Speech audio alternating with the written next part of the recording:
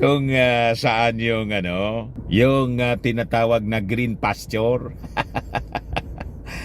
Doon siyempre tatakbo yung mga yung mga yan. Of course mga kababayan.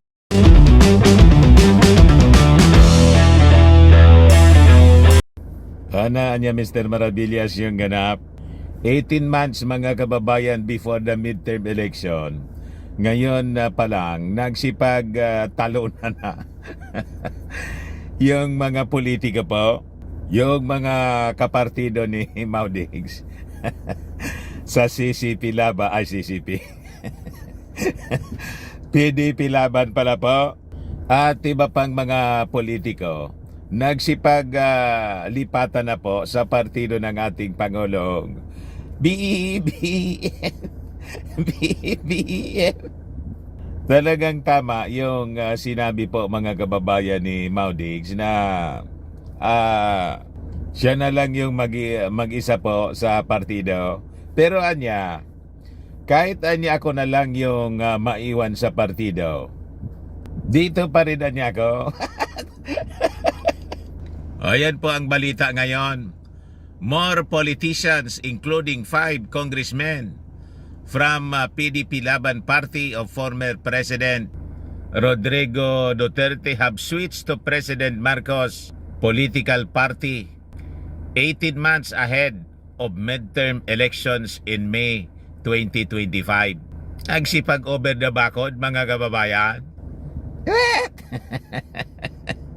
Tapos mga kababayan ang political career. Paano na Mr. Maravillas si Inday? Mayroon pa rin siya na partido po, yung kahit umalis na siya sa lakas, di ba? Yung local party niya, siyempre hindi siya iiwanon. Yung hugpong ng pagtatantrums, pagbabago pala. Nagkamali na naman po ako.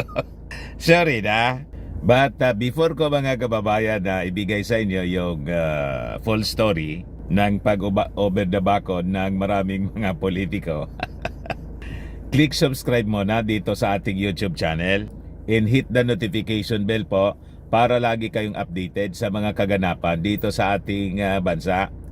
Like and share na rin po ninyo ng ating video at wag na rin po ninyo na skip yung ating mga commercial ads para tuloy-tuloy ang pag-unlad ng bagong Pilipinas. Sa mga naghahanap pala po ng malinis at spacious fitness gym, bisita lang po kayo sa aming Colossal Fitness Gym.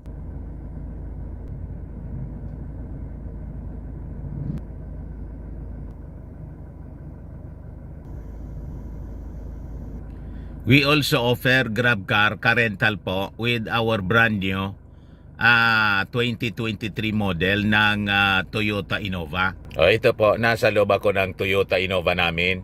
Di ba?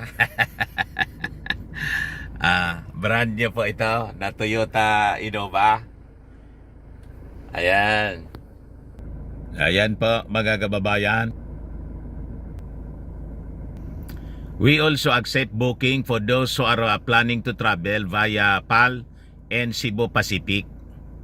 And bills payment po for Meralco bills, PLDT, etc.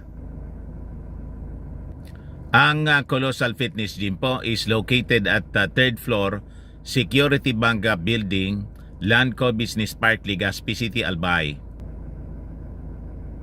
Para sa inyo po mga inquiries, hanapin lang po ninyo yung aking anak, Jelon Maravillas. Contact number niya po 0966-802-0949.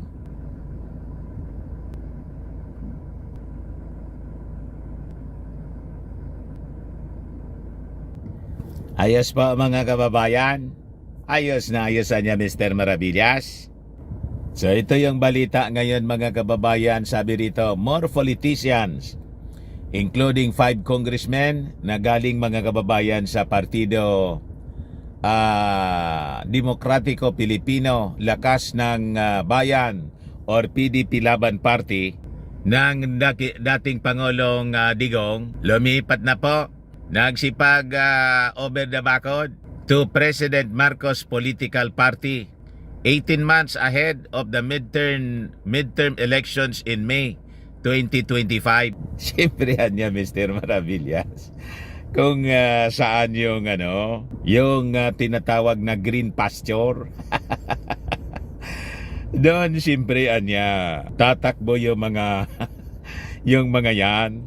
Of course, mga kababayan. So sabi diyan, the 32 new members, marami pala po, of Partido Federal ng Pilipinas include 8 members of the House of Representatives and a top cabinet official as well as several members of his family.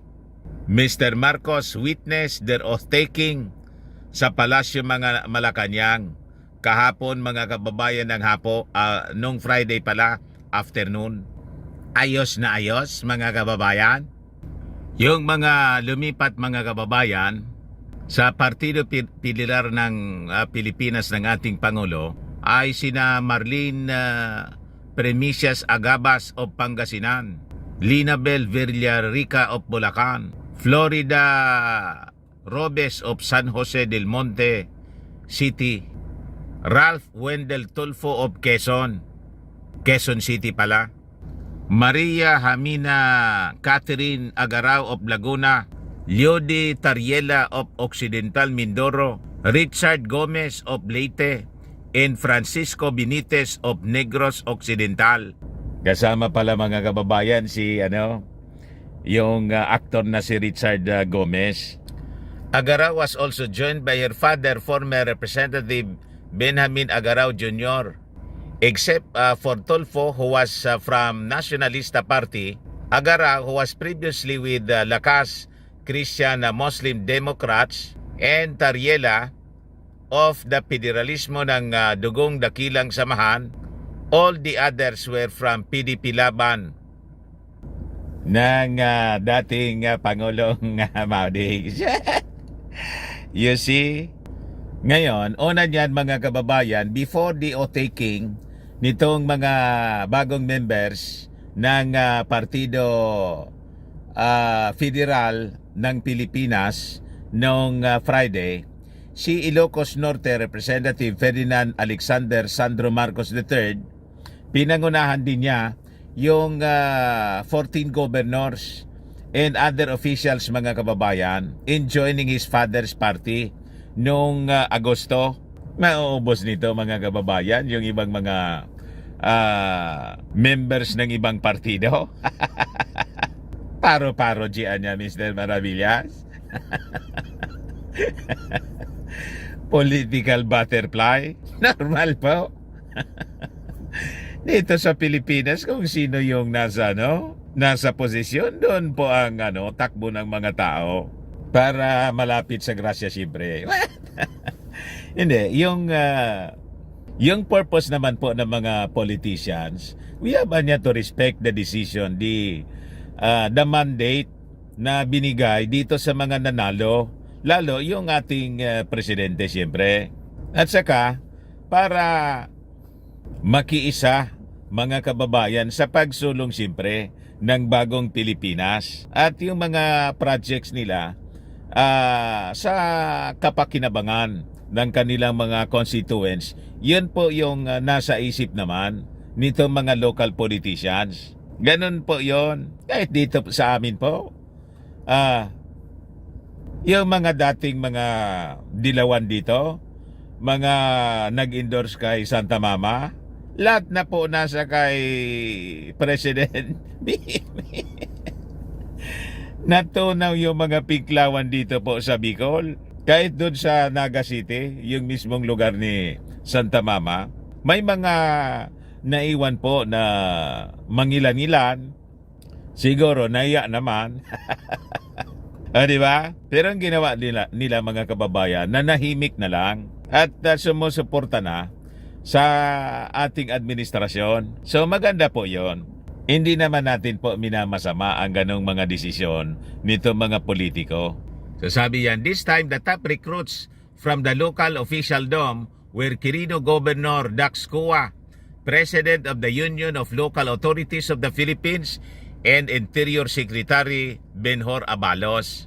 Formed in 1998, OLAP gained the imprimatur of then President Gloria Macapagal Arroyo when she issued Executive Order number 351 in 2004, recognizing OLAP as the umbrella organization of all the leagues of local government units and league and federations of local elective and appointive officials. So lahat sila mga kababayan sumama na sa ating Pangulong Bongbong. So Abalos, whose family was also once affiliated with PDP Laban, lumipat na po sa Partido Federal ng Pilipinas together with his father, Mandaluyong Mayor Benjamin Abalos Sr., his wife, Vice Mayor Carmelita Abalos, and their children, Councilors Benjamin Abalos III and Charis Abalos Vargas. Buong family na po. Siyempre po si Benor, DILG Secretary.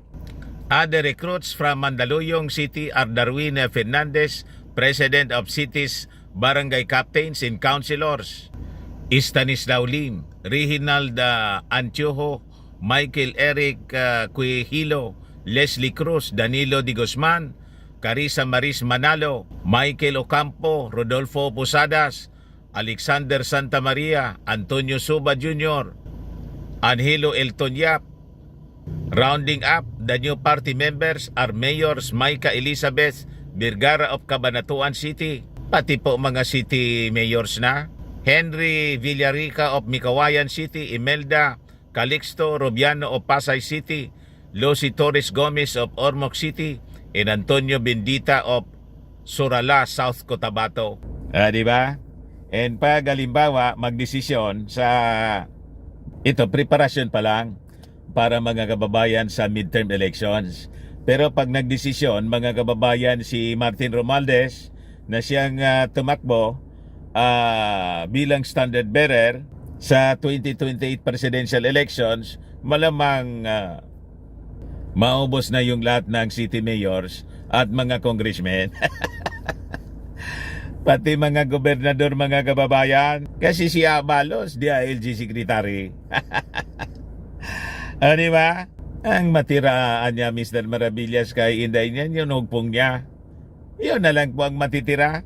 Saka siyempre, yung mga tagahanga ni Ilugarsi. Ayun na lang po.